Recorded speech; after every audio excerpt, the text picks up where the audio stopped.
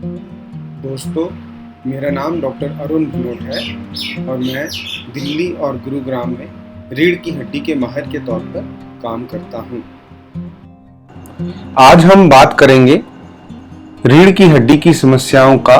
बिना चीरफाड़ के इलाज कैसे किया जाता है और कैसे ये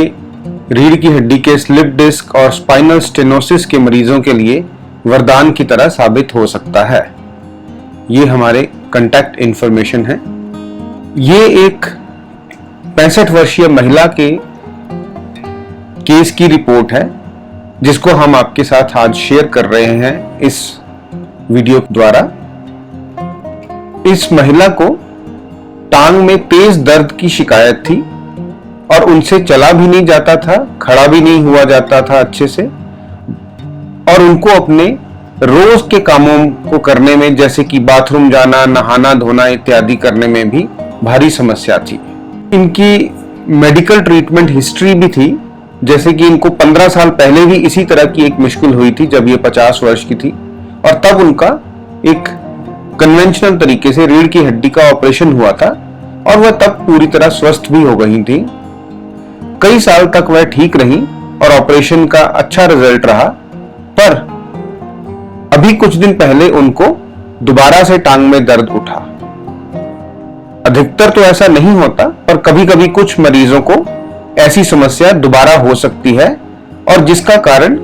जैसे जैसे उम्र बढ़ती है वैसे वैसे शरीर के अंदर की जो टूट फूट चलती रहती है, जिसकी वजह से हम लोग धीरे धीरे बुजुर्ग होते हैं, उन्हीं कारणों से ये समस्या दोबारा नई जगह पर या उसी जगह पर दोबारा परेशानी पैदा कर सकती है। ये इनकी MRI पिक्चर है, पर इसको समझने से पहले मैं चाहता हूं कि आप लोगों के साथ एक नॉर्मल MRI पिक्चर शेयर की जाए ताकि आपको समझ आ सके कि नॉर्मल, साधारण और बीमार मरीज की MRI पिक्चर में क्या अंतर हो सकता है। ये एक नॉर्मल MRI पिक्चर है जिसमें रीढ़ की हड्डी के अंदर कई मणके एक दूसरे के ऊपर दीवार के ऊपर ईंटों की भांति अरेंज किए जाते हैं। जैसे ये देखें, एक के ऊपर एक मणका बड़े ही अच्छे ढंग से टिका होता है, और अगर हम ध्यान से देखें तो इसका एक बड़ा अच्छा स्मूथ कर्व बनता है। हड्डी की जैकेट के अंदर, क्योंकि कुदरत ने हमें ये रीढ़ की हड्डी एक जैकेट की तरह प्रदान की है जिसके अंदर हमारी सुषुम्ना नाड़ी है, जिसे स्पाइनल कॉर्ड बोला जाता है, जो कि ये येलो की पीले रंग की यहाँ दिख रही है। इसके प्रोटेक्शन के लिए, इसकी रक्षा के लिए दी जाती है, क्योंकि ये बहुत ही सेंसिटिव होती है और इसी के द्वारा हमारे शरीर की टांगों का चलना फिरना, हाथों पैरों का कंट्रोल जो है वो इसके द्वारा निर्धारित किया जाता है। और क्योंकि ये सेंसिटिव होती है तो इसको प्रोटेक्शन की जरूरत होती है, इसको एक कवच की, मजबूत कवच की जरूरत होती है, जो कि रीढ़ की हड्डी की जैकेट हमें प्रदान करती है, ताकि इसको किसी तरह की चोट या दबाव ना आए। अब हम इस नॉर्मल MRI के अगर इस पेशेंट की MRI के साथ कंपेयर करें तो अगर आप ध्यान से देखें तो इनका कर्व जो है वो बिल्कुल टेढ़ा मेढ़ा हो चुका है, जिससे ये पता चलता है कि इनकी रीढ़ की हड्डी के मणके जो हैं आपस में उनका जो स्मूथ रिलेशन होना चाहिए वो डिस्टर्ब हो चुका है। अगर हम इसकी बड़ी फोटो देखें तो यहां भी दिखता है कि जहां हड्डियों के भीतर से जो नसें बाहर निकलती हैं, जिनके लिए एक खुला रास्ता होना चाहिए, वो इस जगह पे वो रास्ता बिल्कुल तंग हो गया है, क्योंकि हड्डियां गलत तरीके से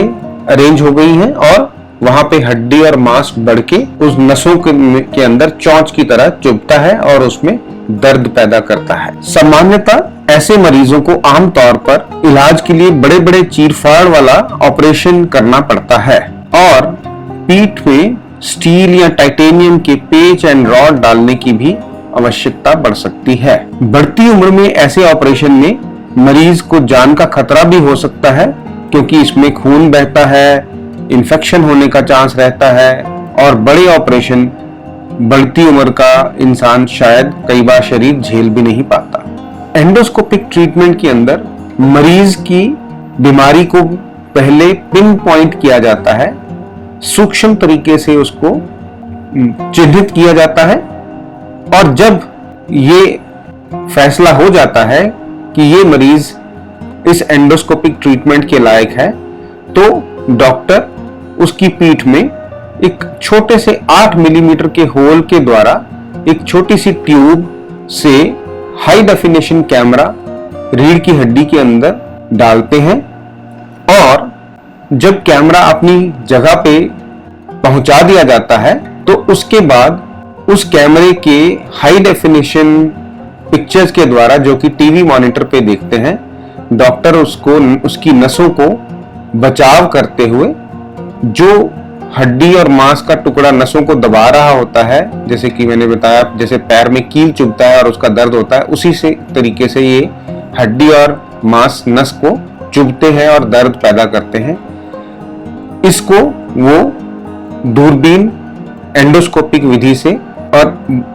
ड्रिल करके इंस्ट्रूमेंट्स का इस्तेमाल करके उस हड्डी को, बढ़ी हुई हड्डी को हटा देते हैं और जो नस होती है वो फिर से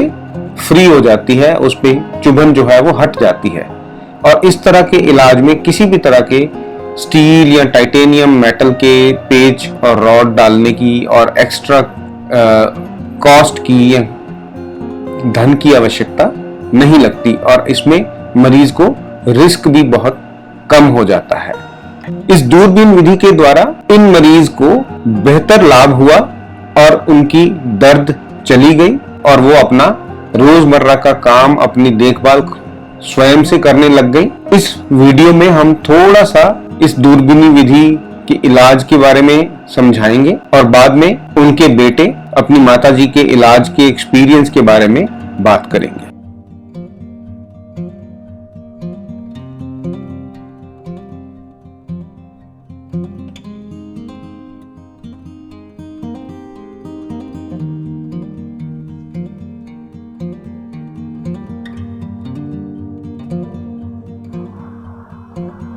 नमस्कार जी, ये मेरी माता राजबाई हैं। इनको पैर में प्रॉब्लम थी, इनको डिस्क की प्रॉब्लम थी, तो हम इनको कोलंबिया हॉस्पिटल में डॉक्टर अरुण भानोट के पास लेके आए थे। पहले इन्होंने इंजेक्शन दिया, इंजेक्शन से काफ़ी रिलीफ नहीं मिला, 50% रिलीफ मिल गया था। उसके बाद उन्होंने एक माइनर सर्जरी, लेजर से सर्जरी होती है, उसके लिए हमें सजेस्ट किया। जब ये अभी 30 तारीख को जो सर्जरी हुई है बहुत अच्छी लगा है। अभी इनको कोई भी पेन नहीं है, ये लगभग अपना काम खुद कर लेती हैं, इनको कोई प्रॉब्लम है नहीं। अब ये सारा काम कर लेते हैं, चल कर लेते हैं, इनको कोई भी पेन नहीं है। उन्होंने यहाँ पे बहुत अच्छा ट्रीटमेंट हुआ है, हम बहुत ज़्यादा सेटिस्फाई है डॉक्टर अरुण भानोट का। कोलंबिया हॉस्पिटल में पूरी फैसिलिटी है, बहुत अच्छा है, यहाँ पे हमें फीडबैक मिलता है। नमस्कार।